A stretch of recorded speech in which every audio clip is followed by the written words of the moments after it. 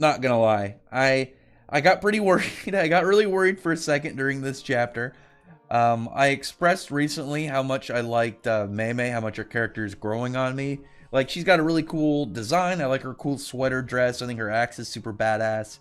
I like she has this very kind of like malicious and like dark personality. Well, she's got her little helper brother, but the beginning of this chapter looked really dark for her. Like, we got the beginning just kind of starting out. You had Nanami talking to Kukisaki, and just they went over what's going on now. And obviously, with Satoru being sealed, things are getting a little bit more serious. And Kukisaki wanted to go, but Nanami's just like, no, this is going to be grade sorcerers, like at least grade 1 sorcerers and up.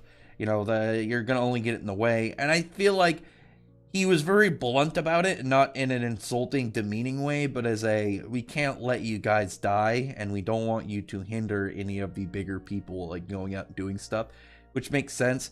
That should mean that we'll see Naobito fight. Like, he's big shot, like, leader of the Zenin clan, and he's not even a special grade, so he better really get in the fight of things. Oh my god, I'm trying to remember what his level is. I know he's not a special grade. I think he's grade 1, so he might be, I think there's one grade higher than grade 1 before you get to special grade. I don't remember off the top of my head.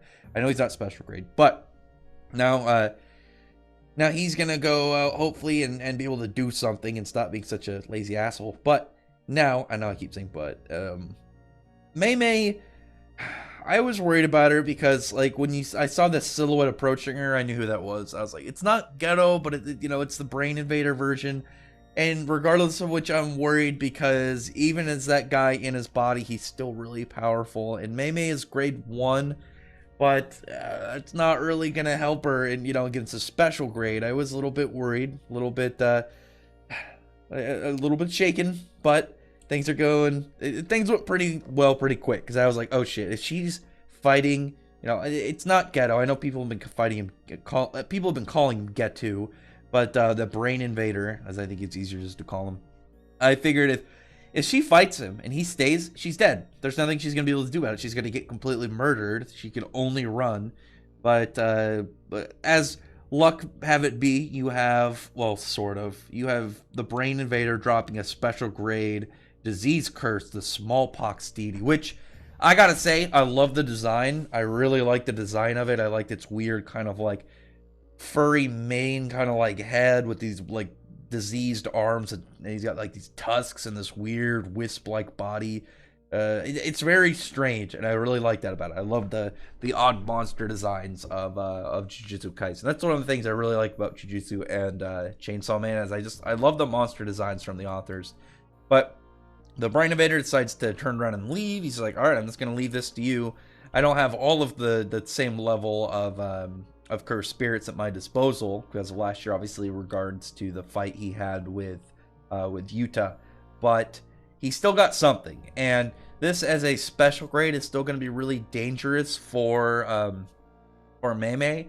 I'm guessing it's going to be special grade in the same kind of way that like, remember Eso and Kechizu were. I think Kechizu, I believe, was the younger one who just looked like a monster. He was special grade, but not nearly the same kind of tier as like Choso or Mahito or Jogo or any of those like bigger guys.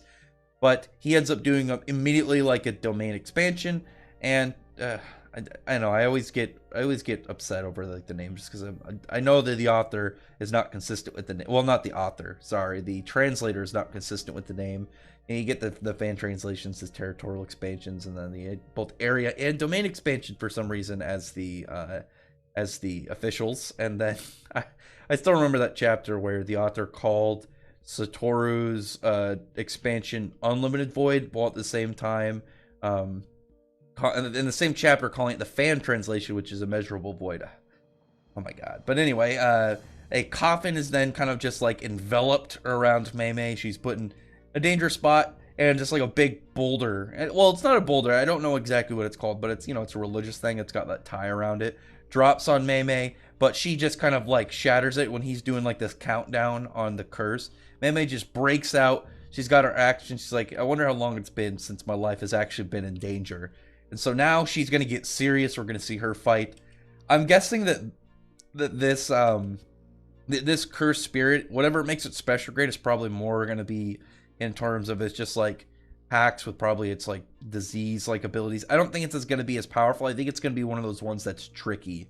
That's going to be, it's not an easy fight, but it's going to be more centered on you have to figure out, you figure out its powers, figuring out its limitations, and trying to figure out how to get around it, rather than just some like big, like immeasurable wall that's just gonna, clobber you down. But after that point, you have Yuji, who's now met up against Choso, and Choso is like 0 to 100 really fast. Drops his what was it? His piercing blood. It's condensed blood down to the speed of sound. They can just, as we've seen, like pretty much it's just like this really dense beam of blood. It's kind of like with water. If you condense water down enough, it can cut steel. So pretty much the same thing. I don't know what it would be if you condense it to like the speed of sound, but I imagine, there's somebody out there that can do it. I'm too lazy to look into those numbers right now. But Yuji just blocks it, and he can tell that it's going to go right through his hands, decides to instead kind of like push it off him.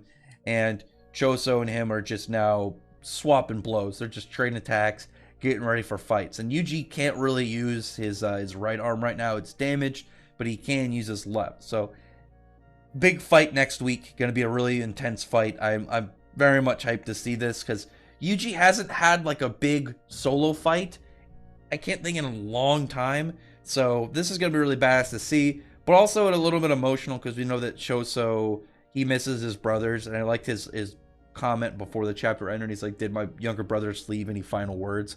Like, even it's just like the only thing that he has left from that is like, I want to know what they had to say, if they had anything that might make him happier to hear before putting the what he wants to do, put to rest the guy who killed his brothers, rather. Well, killed one of them. The other one was Kugisaki.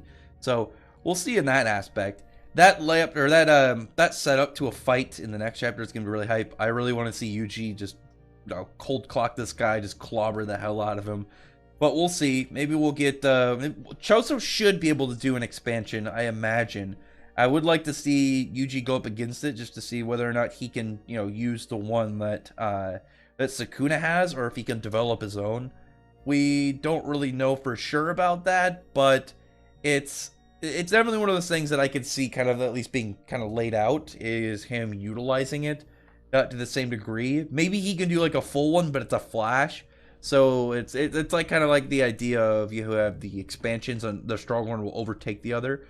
Like if somebody put up theirs and then you put yours over theirs, like, but it didn't stay long. It just kind of flashed over, canceled it out, but left both of them kind of neutralized, where it's like, yeah, mine took control, but for 2 seconds, and then mine went away, but the other one wasn't up, and then take advantage of that. I don't know, we'll see.